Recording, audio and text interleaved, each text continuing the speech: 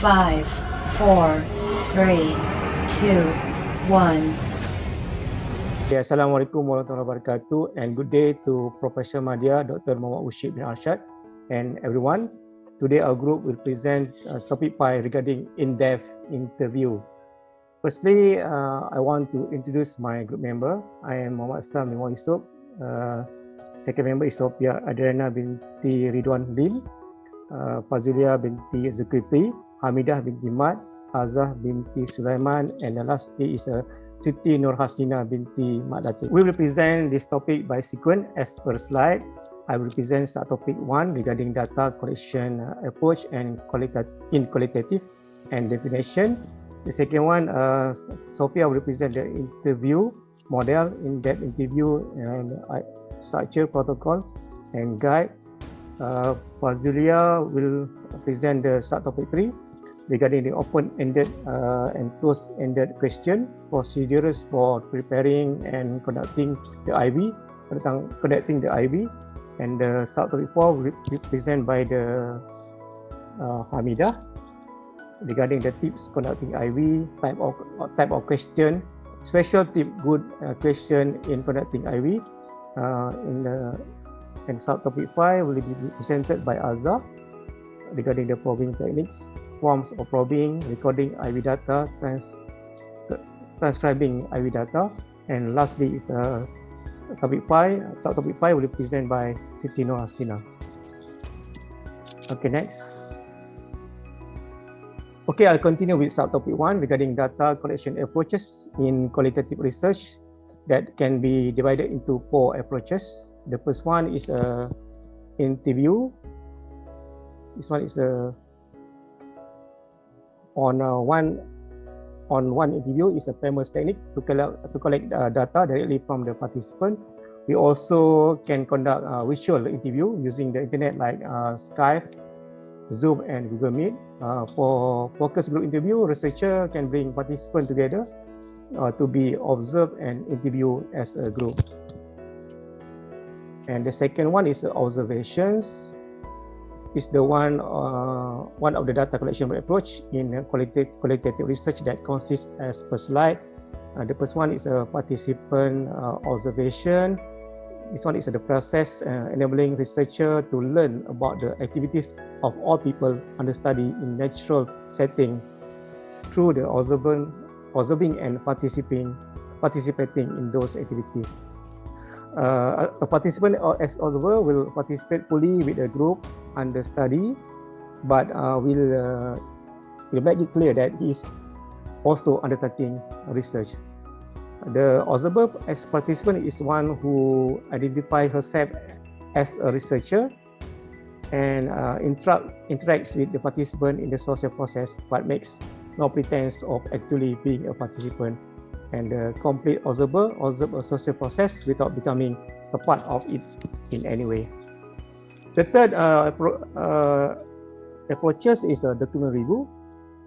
It is a process used to collect data by reviewing the existing document like research journal, diary, examine the personal document, organizational and public document, and autobiographies and biographies.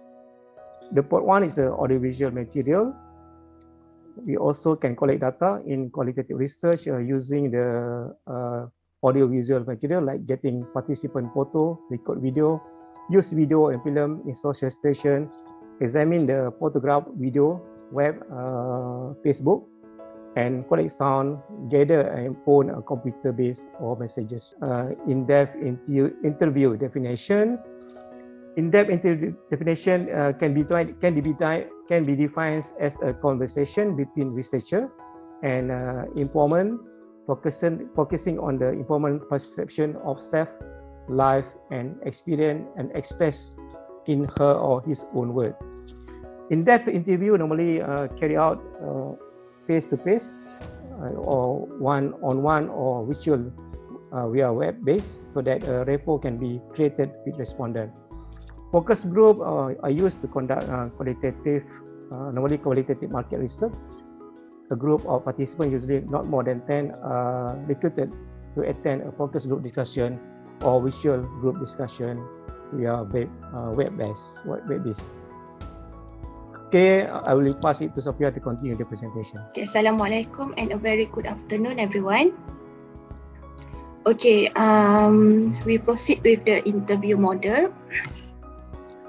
As you can see here, we have three categories in the interview model, which is structured, semi-structured, and unstructured. It is a common method of gathering data in research. In structured interviews, it is mostly used in a quantitative observation, and for unstructured interview, it is usually applied in a qualitative data collection. Apart from the key difference that I have mentioned just now, there are other things a researcher must know about the natures of structured, unstructured, and semi-structured interviews. For structured interviews, it is a type of interview in which the researcher asks a set of planned questions in order to gather information about the research subject.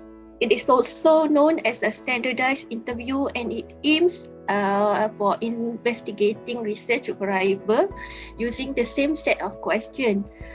Some characteristic of structured interview that I can share here is a structured interview is easy to replicate, and it is normally sequential in nature. Okay, we jump into unstructured interview. Unstructured interview is a type of interview that does not make any use of standardized and planned question. Okay, the interviewer will ask a different question in line with the context and the research purpose.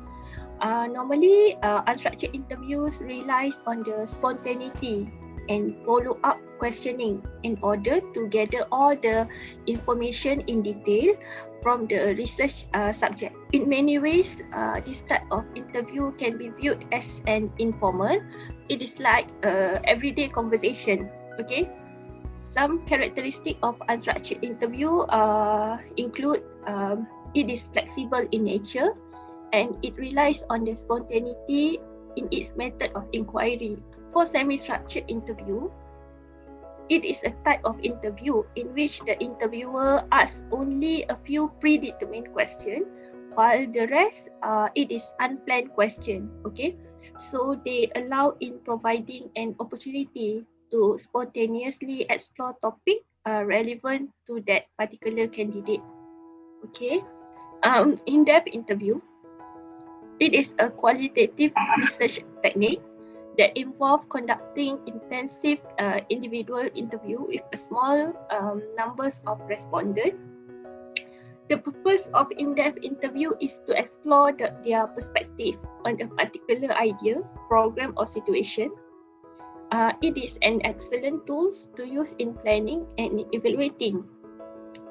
The medium used is open-ended, discovery-oriented method which allow the interviewer to deeply explore the respondent's feeling and perspective on the subject. As we have gone through just now, three types of interview include structure, semi-structure, and unstructured formats. Okay, so the in-depth interviewing can take place face-to-face or over the phone. For the latter to be effective and to deliver reliable information, the interviewer must be highly skilled to prevent any data loss. So the process of in-depth interviews include asking questions, systematically recording, and documenting. Okay, for interviewer structure, it is this is the characteristic of the interviewer's interview structure. For standardized, it is wording of question is predetermined, order of question is predetermined. Interview is oral form of a written survey. In qualitative study, usually used to obtain demographic data. Okay, it is it is a planned and standardized interview. For semi-structured, the interview guide include a mixed method of standardized and unstructured. It is flexible, usually specific data required from all respondents. Largest part of interview guided by list of question or issue to be explored and no predetermined wording or order. For unstructured, it is open-ended question, flexible and exploratory, more like a conversation, daily conversation here, used when a researcher does not know enough about the phenomenon to ask relevant question. Goal is learning from this interview to formulate other questions for later interview. Used primarily in ethnographic, participant observation and case study. Okay, this is the process involved while conducting in-depth interview. The stage 1, it is thematizing. Normally in thematizing, it is important for you to clarify the purpose of the interviews. Once you have decided on a general purpose, research purpose, then you can pinpoint the key information you want to gather through in-depth interview process. We proceed with the stage 2, designing. After you determine what you want to know, you should design a way to elicit the information through the interview process. An interview guide that include the key topics and questions will be your formalized plan for collecting information. Then we proceed with the interviewing process in stage 3. In the beginning of the interview, it is important to make introduction, your self-introduction, explain the purpose of your study, and put your respondent at ease. Okay, if you plan to audio record the session, you have to ask the permission from your respondent and test the equipment, whether it is working or not. So your main responsibility is to listen and observe as you guide the respondent through a conversation until all of the important issues on the interview guide are explored. Transcribing, it is creating a verbatim text of each interview by writing out each question and respond using the audio recording. Then we analyze.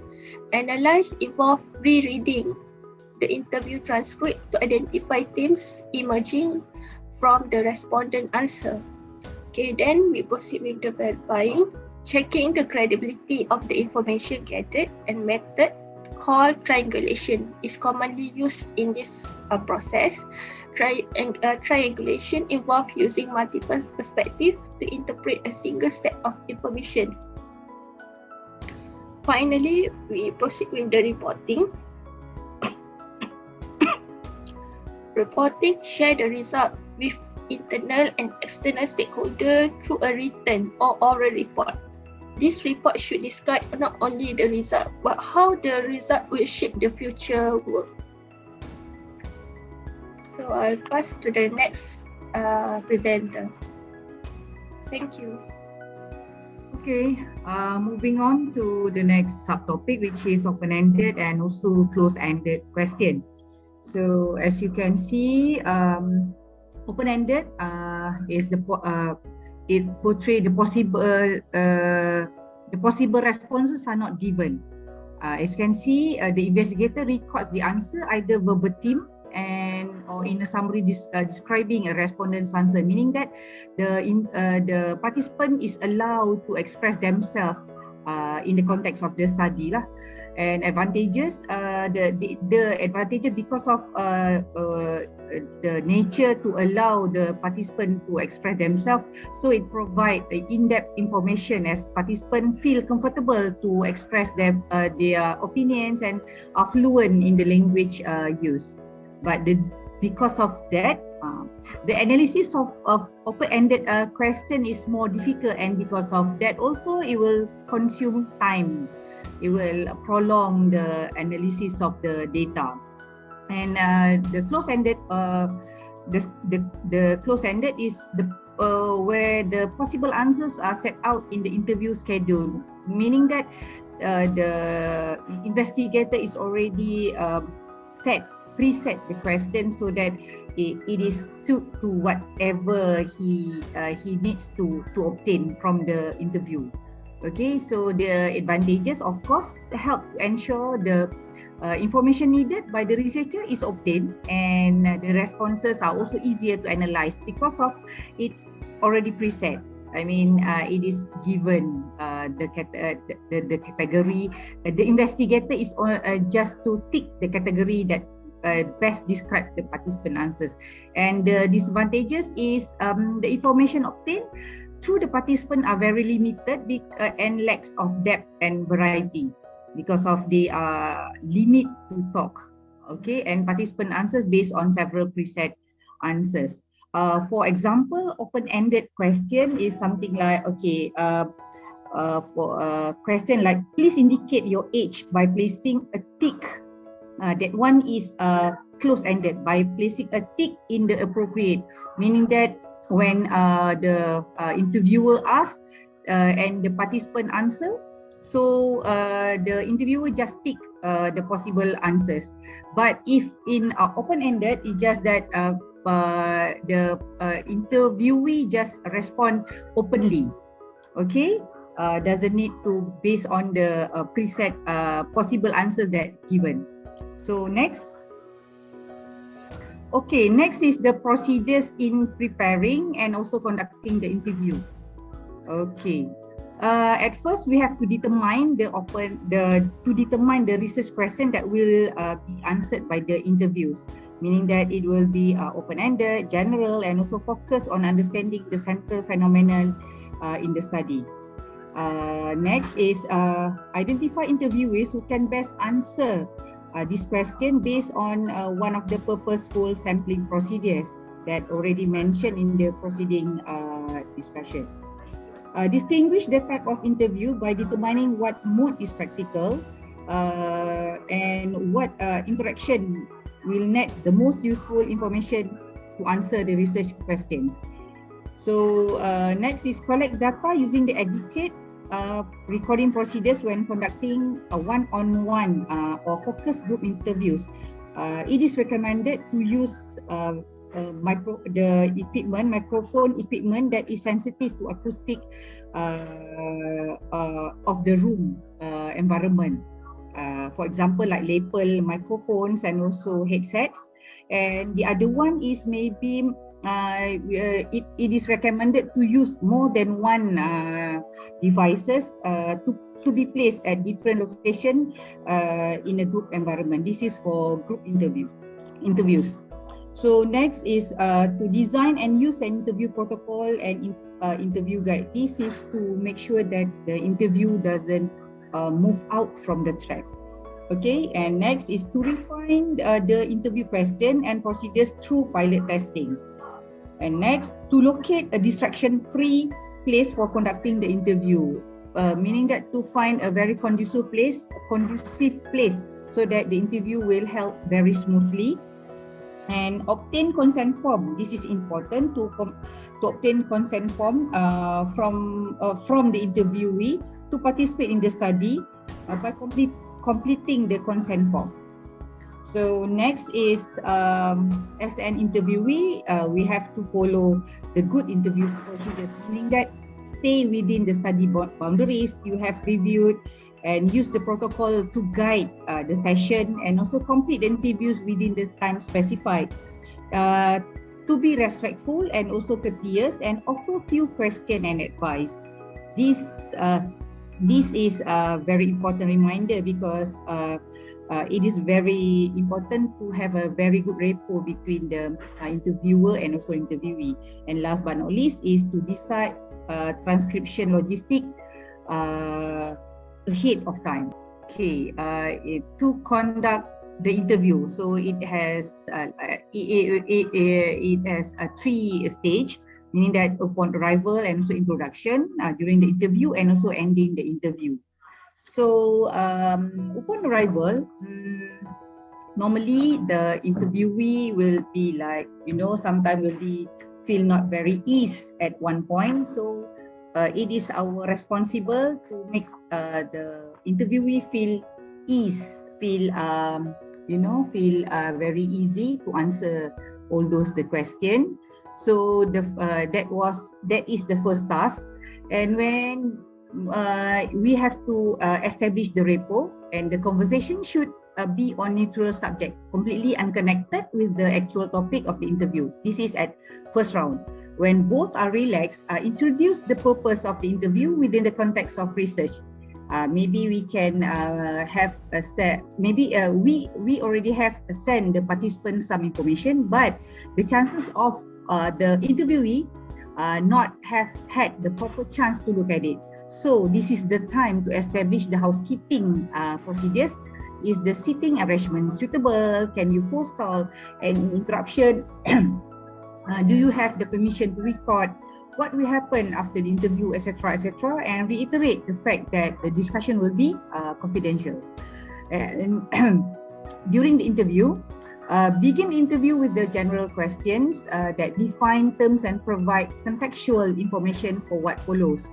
By asking the easy question first, you will be able to gauge how the participant respond, meaning that we want to observe how the participant respond and how we should approach the interview before the conversation becomes too deep and complex. Okay, so once you have the necessary background information, it is time to get into the meat of the interview and move from general to the particular. Here you will be following either preset question or some sort of interview schedule, both of which will relate to the key research questions to which you are trying to find the answers. So you may have to ask supplementary questions in order to make sure that the topics are fully covered and that you probe in sufficient depth to get below the surface. You may also need to explain certain questions by providing a link with the research.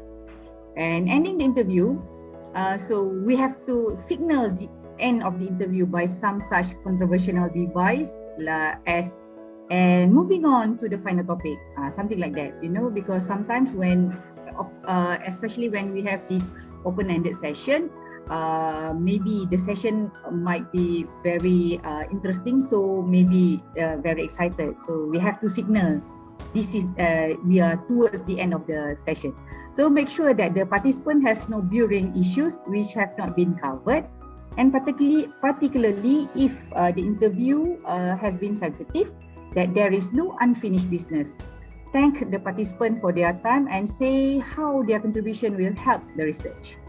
Okay, at the beginning of my presentation, I did mention about to have a very good rapport between the interviewer and also interviewee. So this is kind of extra point of the presentation. So first, we have to show interest, maintain eye contact with the participant, nod and also smile, ask follow-up questions. And next is be non-judgmental, do not indicate disapproval. Emphasize that there are no right or wrong answers. Okay, be neutral and don't be drawn into making comments or into argument. Meaning that if asked for an opinion, respond with some comments such as, it's not my opinions that we are interested in here. If they come up with something controversial, respond by throwing the issue back at them. Why do you think of that? Something like that lah. Okay. Okay. Look for non-verbal clues. For example, if the participant appears doubtful, and if so, try and probe further. Next is make sure that you are entirely clear about what is being said. If not, we have to ask for more clarification. However tempting it may be during the interview, by the way of encouragement, do not put words into the participant's mouth to finish sentences for them or summarize whatever they have just said. Okay. And one more is be prepared gently to steer the conversation back to the topic if it veers off into areas that are not relevant to the research. But if you interrupt, do so very gently. Like something you may say something like, I wonder if I could just bring you back to blah blah blah blah, or what I really meant was blah blah blah blah, something like that. Okay, so next is pace the interview, ensuring that you don't spend too long on one topic at the expense of others. Okay, so I think that's all from me. Next up. Okay, thank you, Madam Fazulia. Assalamualaikum and good afternoon to everybody. I'm going to continue our next topic. So about interview preparation, they have 6 part of the interview preparation. The first one is active learning. So we need to listen and rephrase what was said to ensure that you completely understand the meaning that respondent intend. And then the second one is patience. We need to patience, do not rush the informants and allow her or he to speak freely while guiding the conversation to cover important issue. Give them time to give their informations. The third one is flexibility. So the researcher may rearrange or we need reordering the question or coming up with the new question. If the informant deviates far from the topic, so then we as a researcher, we can carefully return him or her to the topic at the hand. So we can go in line in the topic. And then the fourth one is a good observer. Okay, we need to be a good observer. Okay, the fifth, funneling, broad question, progressing to more specific issue. Sometimes we need to prepare some specific issue to guide the participant. And then the sixth is about the storytelling. We can asking a question so as to allocate the story from the respondent. We can guide them so it will link to our research. Okay, these are a few type of questions that we can ask to the participant. The first one is we can ask about the background or demographic questions. And then we also can ask about the descriptive, such as broad or good starter question. We need to create a good starter question. So make sure that the participant will feel so easy with our interview session. And next, the textual of question. What does it? The central of the phenomenon, but that we want to get the information from the participant. And then the structural question, we need to explore how the respondent organize their knowledge. We can describe the phenomenon, that the information that we want from the respondent. And then the contrasting respondent must make a comparison. We can guide them to make a comparison. And then they have the few tips. How do you want to make a good question in conducting the interview? Okay, the first one is we need to feeling the question. This is about the emotions. We need to emotional respond. So sometimes we can ask them, how do you feel about that? How do you feel about the question? How do you feel about the situation? Okay, and then experience and behavior question. We need to be very careful about the question. So maybe sometimes we ask them, tell me about a typical day at UPM. Okay, just want to make them feel easy for the interview session. And then the third is the sensory. The question about the sensory perception, just like what they see, what they heard or touch. And then the opinion or values question, such as what is your opinion of about something that we want to get from the respondent. Okay, and then the last one is the knowledge question. Okay, that is actually the factual knowledge about the situation that we can guide the respondent to give us some data about our research. I think that's all from me. Then I pass to the next topic. Thank you. Thank you very much, Hamida. Okay, now I will go on the probing. What is the meaning of probing questions? Probing questions are designed to encourage deep thought about specific topic. They are typically open-ended questions, meaning the answers are primarily subjective. Probing questions are intended to promote critical thinking as well as to get the person that you ask to explore their personal thoughts and feelings about particular subject. Okay, for instance, probing is a common technique that researchers use in interview-administered surveys when respondents initially refuse to answer. If they say that they don't know, or they think that they are not familiar, then maybe the interviewers can use neutral probing techniques such as, would you lean more towards answer? I mean, so that they can, would you lean more towards providing us the answer to maybe school environment, or maybe you can just say, just your best guess is fine, to encourage valid responses from the respondents.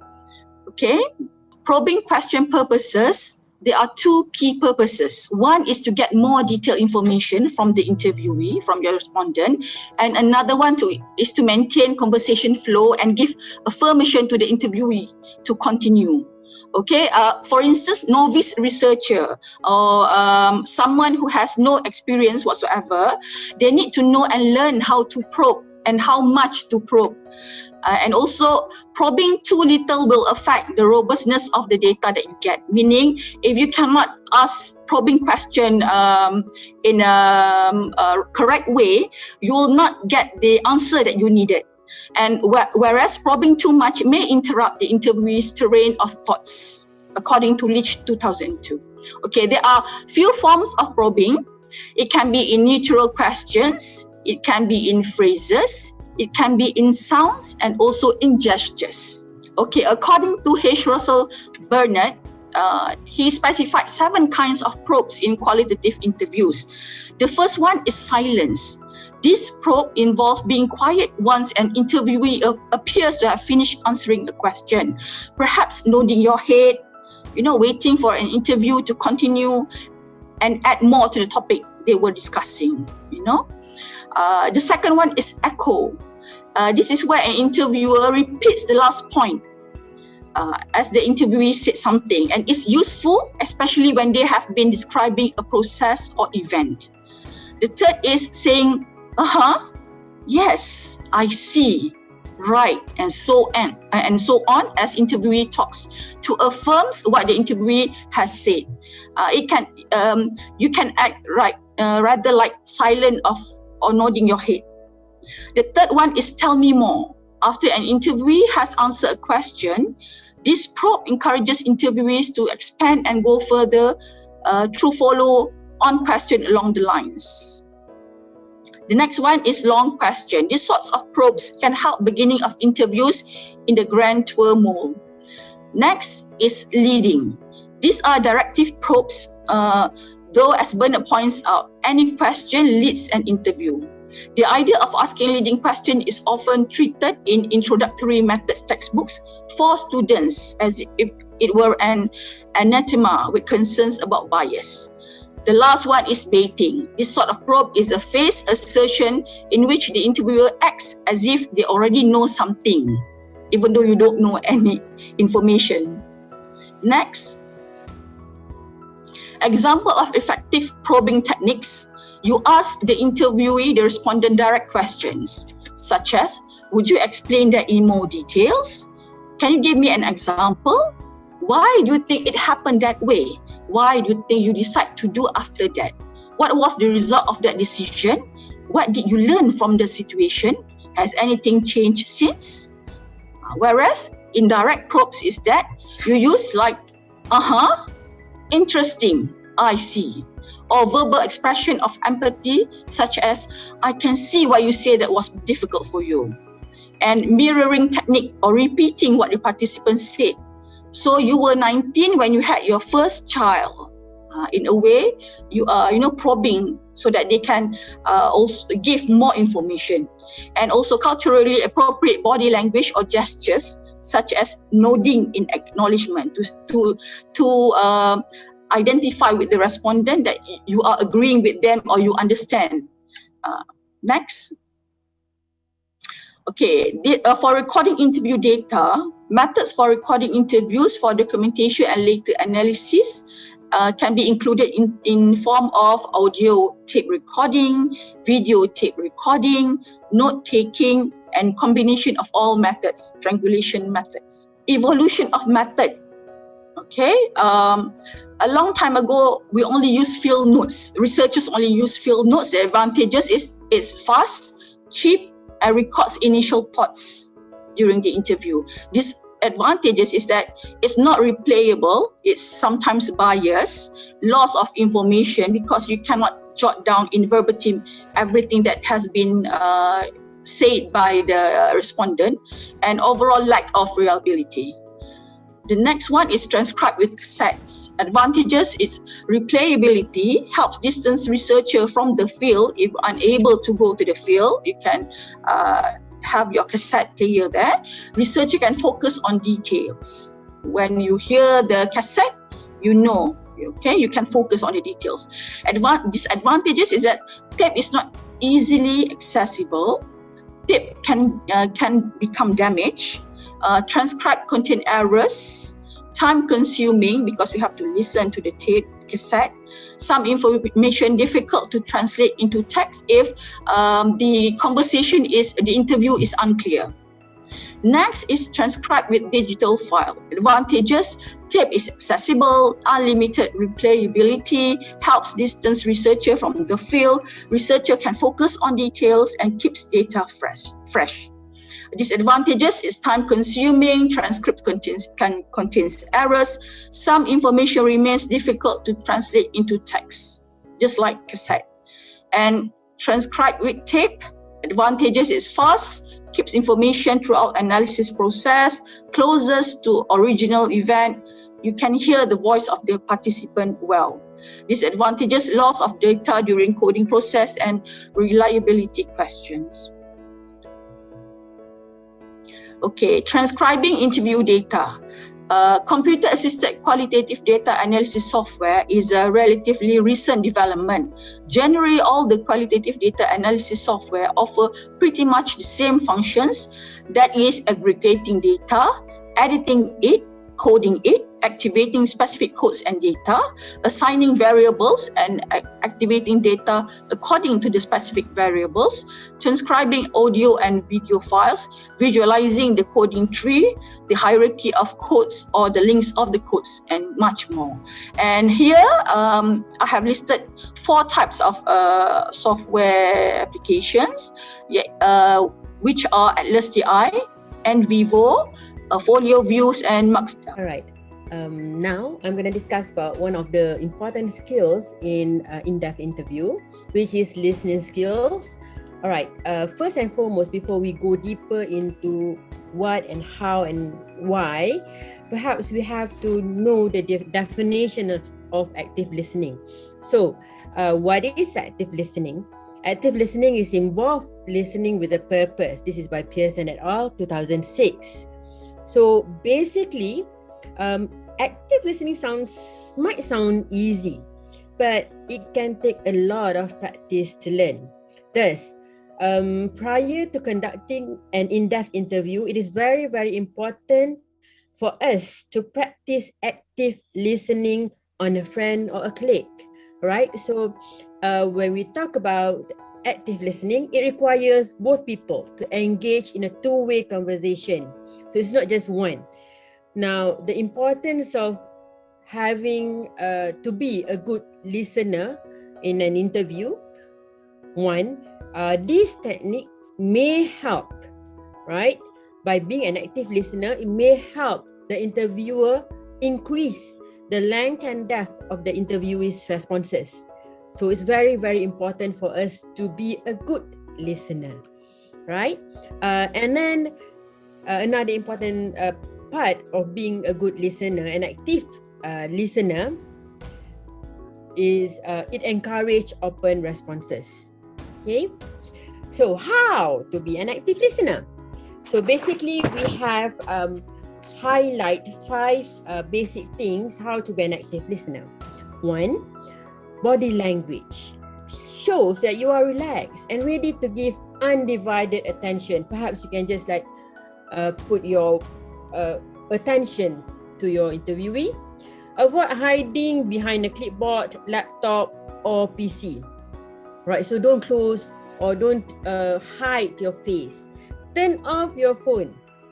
Keep your focus on the person in front of you. Active listener. Alright. Next, number 2, eye contact. It is vital. It's very, very important. It shows that you are listening, interested, and engaging. Right? So, eye contact is very, very important. Right? Dari mata turun ke hati. Macam itulah. Lebih kurang. Okay. Next is encourage cues. So, encourage them to continue speaking by nodding your head. Just like what my friends mentioned earlier. Puan Azhar have mentioned that, you can give them some cues. Short phrases. Okay, go on. Alright. You were saying, just to confirm what they said, you just want to show that you are paying attention. Tell me more about this. Okay, blah, blah, blah, blah. The fourth point of how to be an active listener is reflecting the content and feeling. Make your participants feel heard. So you're focusing on them, right? And then reflecting to them what has been said or what they are feeling in your own words. Paraphrase it. Okay, so I think the example has been given earlier. So you told me that you were giving birth at the age of 19. So you're paraphrasing it to your own words just to let them know that you understand. Okay, the points that they are trying to send. Right, paraphrase to confirm to the participant that you are actually listening and that the message conveyed is the message received. So it's very, very important. Be an active listener. By paying attention to tone and emotional content, the interviewer can gain a greater understanding. Next, last but not least, for how to be an active listener is allowing silence.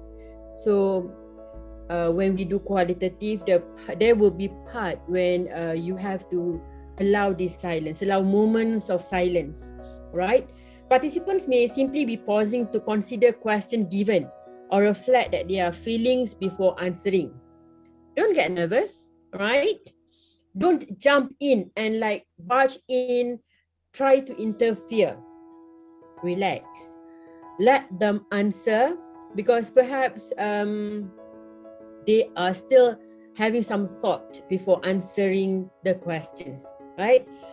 So please don't jump in and answer for the participant because you don't comfortable with the silence. Unless it's 1 hour of silence, then I guess you have to jump in anyway. But then if 1 to 2 minutes, then let it be. Chill, right? Next, talking about ethical issues in in-depth interviews, right? So there are a few points that we are going to highlight. Basically, there are 4. First, when we talk about in-depth interviews, so we have to deal with these 4. Right, there are more, but these would be the 4 things that we would like to highlight. 1, privacy and confidentiality, right? So when we talk about privacy, it is very, very important. There are some parts that we should not probe, right? And information that interviewee would prefer to keep it private. So when we talk about confidentiality, perhaps when a researcher breach confidentiality into the public interest, so they are not comfortable with that, so no, don't go against that. So this is one of the ethical issues. For example, where a crime is reported and or witness, you want to go more further discuss on this, whereas that is something that is confidential for their work or things like that. So keep it that way. All right, we have to keep the privacy and confidentiality. Next, informed consent.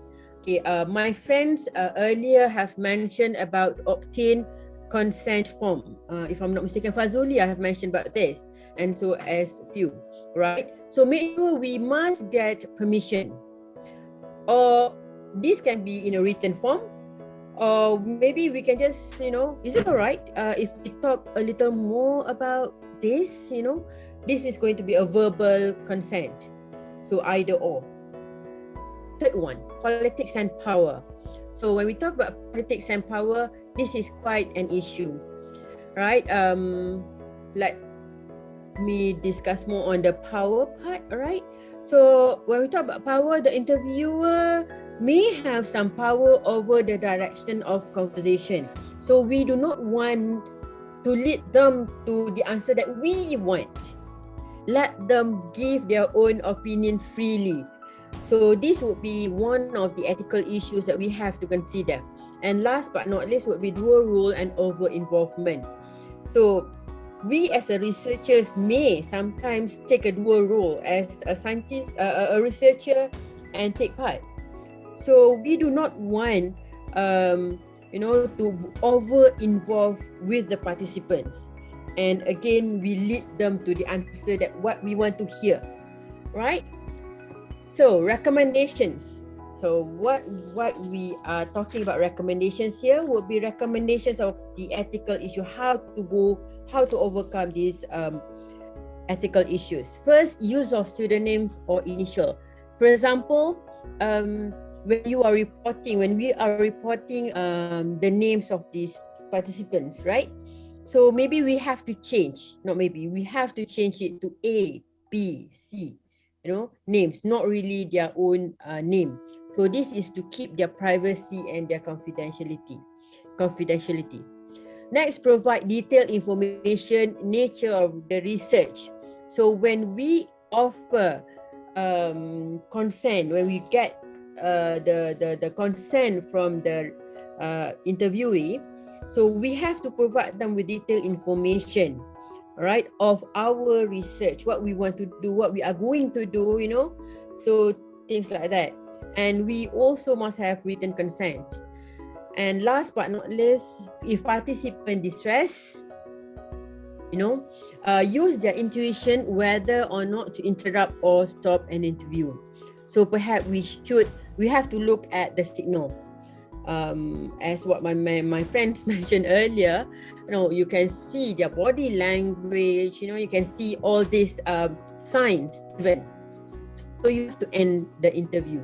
Perhaps it's not appropriate for us to go further and dig more details. So all these what we have been discussed are taken from Allmark P. Book J. Chambers et al. From the ethical issues in the use of in-depth interviews. If you want to further read, you can look at this article. All right, last but not least, we would like to conclude. Okay, so there are 4 things that we are going to highlight when we talk about this in-depth interview. First, in-depth interviews are very, very useful qualitative data collection technique. There are other techniques, but this can be very, very helpful as well. Second, appropriate to elicit depth information from relatively few people. You can get rich data by doing an in-depth interview. All right.